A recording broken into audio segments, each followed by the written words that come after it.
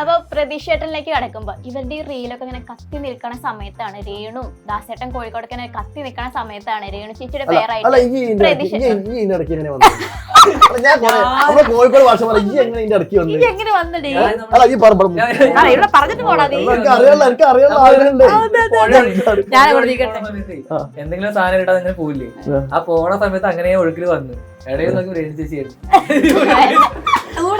Simple ഇത്രേ ഉള്ളു. First വിളിച്ചു പറഞ്ഞ നായികയുണ്ട് പ്രതീക്ഷ, ഞാൻ നായകൻ പറഞ്ഞു. ഓ ശരി എന്ന് പറഞ്ഞു. ഞാൻ ട്രാവൽ കൊണ്ടിരിക്കുന്നു, അമ്മയുണ്ട് വൈഫൊക്കെ ഉണ്ട്. രേണു സുധിയാണ് നായിക എന്ന് പറഞ്ഞു. അപ്പൊ ഞാൻ വണ്ടി സൈഡിലേക്ക് കുറച്ചേക്ക് വണ്ടി സൈഡിലേക്ക് നിർത്തി.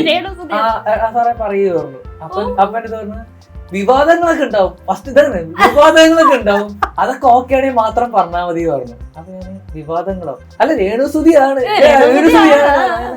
ആ ശരി ഓക്കെ ഓക്കെ. അപ്പൊ തന്നെ വീട്ടിൽ നിന്ന് ഇങ്ങനെയൊക്കെ ആക്കിയ അമ്മ നീ നടന്നോ, നീ ചെയ്തോ അപ്പൊ തന്നെ ഓക്കെ പറഞ്ഞു.